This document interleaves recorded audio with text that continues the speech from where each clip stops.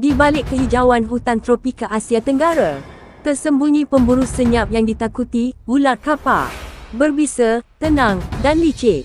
Mari kita kenali 5 jenis ular kapak paling berbahaya yang menghuni alam ini. 1. Ular kapak hijau, Trimeresurus albolabris. Warnanya yang hijau terang menjadikannya sukar dilihat di antara daun-daun. Ular ini sering bersembunyi di pokok rendah atau ranting kecil, menunggu mangsa seperti katak dan burung kecil. Gigitan seekor kapak hijau boleh menyebabkan bengkak dan nekrosis jika tidak dirawat segera. 2. Ular kapak bodoh, Chloselasma rhodostoma.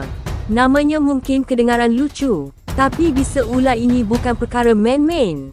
Ia lebih suka tinggal di kawasan tanah lembap dan ladang getah.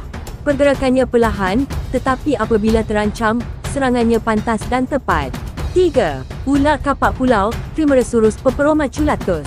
Spesies ini banyak ditemui di kawasan pesisir dan pulau berhutan.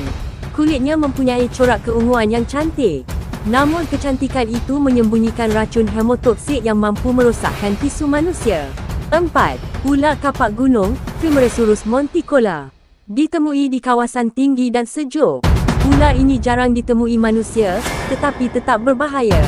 Bisa kapak gunung boleh menyebabkan darah membeku dan tekanan darah turun mendadak.